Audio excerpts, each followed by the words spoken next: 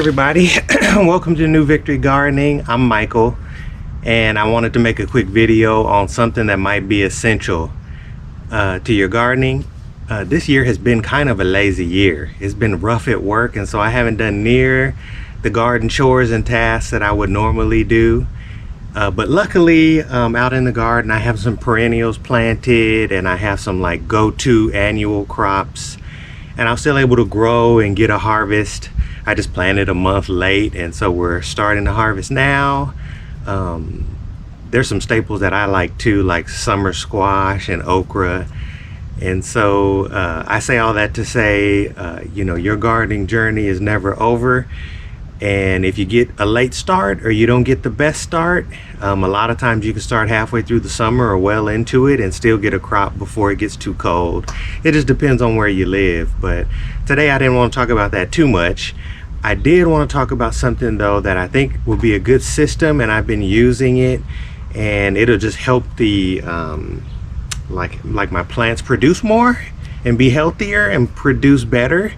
I don't know about y'all, but I'm always managing for things, be it aphids or codling moths in my apple tree, or leaf hoppers, or you know, any number of worms that'll come in and eat your plants, tomato hornworms, cutworms, little green worms I can't identify, but there's always something. And so if you have a good healthy plant, the plant can always weather that a little bit better. And so anyway, I've been trying for a little while this system, and I just wanted to show it and see if anybody might have a comment or two, or tell me a better way, or whatever it might be. And so for natural fertilizers, it's just really hard sometimes to find one that's immediately available for your plants to use, right? So what makes Miracle-Gro so good is when you put that stuff down, you water it in or whatever, it's immediately available. That's why your plants turn green and they start producing, is because it's just in a form that can be taken up immediately. And as you know, with natural or more natural fertilizers, we have to rely on microbes or microorganisms to break it down, to get it into a state where it can actually be used by our plants. And sometimes that takes time, you know, sometimes that even may take a season or more before it actually becomes available. And so, you know, that part of growing organic and natural, you just fertilize regularly so that there's always a supply of nutrients coming out from those processes. But sometimes you just want to boost, and you want to be able to go to something and use it readily when needed to help your plants. And so I'm a big proponent of worm castings. I feel like that's one of the best natural fertilizers. It's in a form that's readily available, but worm castings are expensive, and so you have to be kind of sparing if you're buying it. But there's actually an easy way. Just, you know, my parents and grandparents had worm beds, and they used them in their garden, and I like took it for granted until now. And so I brought it back, and it's in here. I made this little redwood out of spare wood that I have box, and we use our food scraps and redworms, and it produces just an excellent fertilizer. And I like to also add a little like sphagnum or peat moss just to get things started. And so it helps retain water, it helps the worms, and it helps the soil when you put it in, and it's impregnated with worm castings, and so it's really worked well. And so with that, let me talk about the system just a little bit. So here's my little box, and all I've done is line it with just some landscape fabric, just something to keep the worms in, keep them from like finding their way out, and to allow drainage through and aeration. And so I just turned this bed, I actually put right here some fresh food out of the kitchen, and so I'm letting that break down. And you know what I've seen from these is the worms kind of work in conjunction with the naturally occurring microorganisms. And so they wait for it to break down a little bit, and so you see that lettuce kind of breaking down. And coffee is excellent for this, by the way, so natural coffee filters and coffee.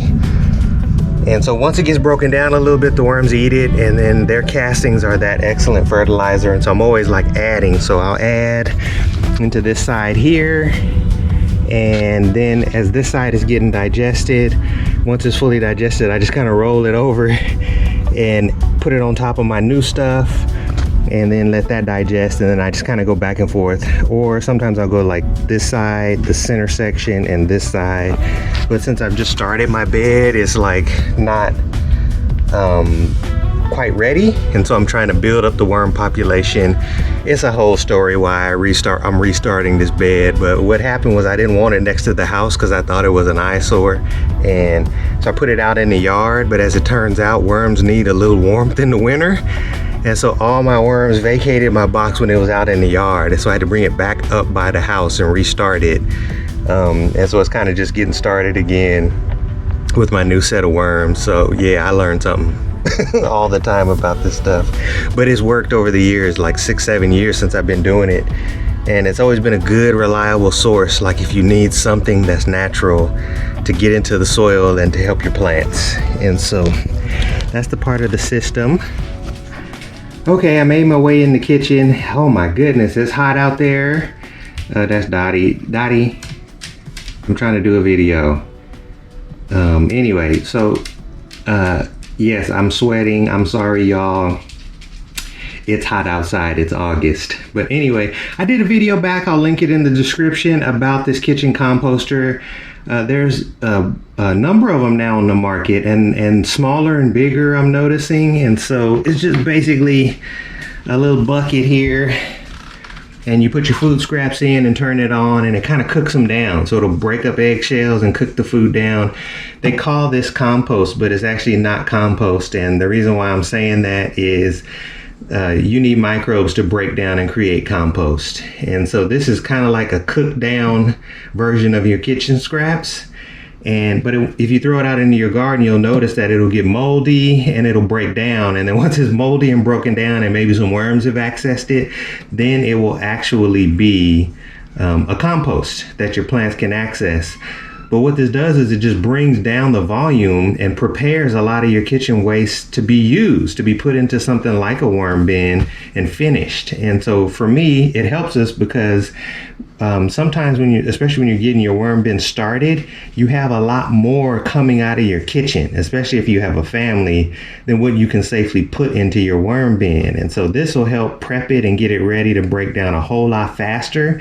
Then you can have a rotation out of your kitchen into this bin, from this bin into your worm bin, and then out of your worm bin every month. You could probably take half a gallon to a gallon of the best free fertilizer, the best fertilizer that's natural that you can get in gardening. And I dare somebody to say that it's not the best. I'll argue with you. I've just used it over the years and it's been really great. So anyway, come out of this. Let's see here. Come out of this container. Head out. All right, let me just agitate the bed a little bit.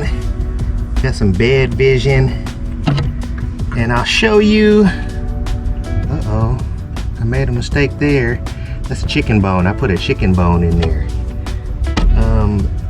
So here, this is the side where there's a little bit of food, and so the food is kind of breaking down, and as you can see, there are these little worms here, and hopefully you can see that. And so these are actually good because they're babies. And so I know that here's another, see if I can find a big one. It's a little bigger. You'll see several generations of worms, but that's a big one. I got these worms at Walmart, by the way. I didn't want to spend a fortune on red worms. If you have a bait shop, that's probably a good place to start too. So anyway, oh, here's another one. This one's translucent. So this one is another. This to me is what I'm looking for. It's a good sign. You blow that off, huh? Can you see that? So that's a little baby. That's what I'm looking for, is to show that this is healthy and it's working. Is the original full-grown worms I put in are having babies. And so, oh my goodness. Oh my goodness. I will show you. I'm scared to pick this one up. That's a mother worm right there. That's a mama. Here's another one. A couple big mamas in there. my big mamas. You see, I'm scared they're gonna bite me. There they go. Big mama worm. Those are some of the originals, and they started having babies, and so it's getting reestablished. And so yep, so I'll take from this side once it's eaten up and move it over here as I'm piling in here, and that'll kind of be it. And so let me go ahead and show that part too.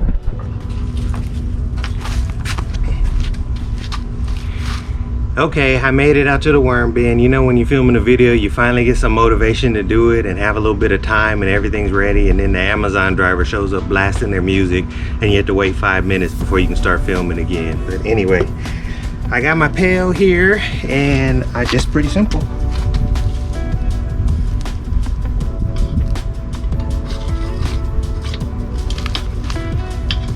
Right, so I take that and I empty it.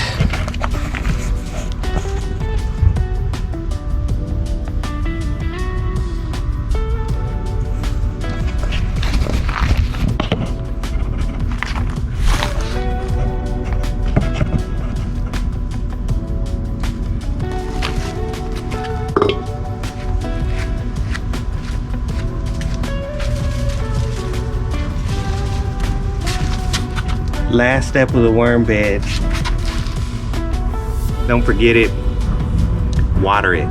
Every day you have to sprinkle some water, keep it moist. Worms don't like dry, so you have to water it every day.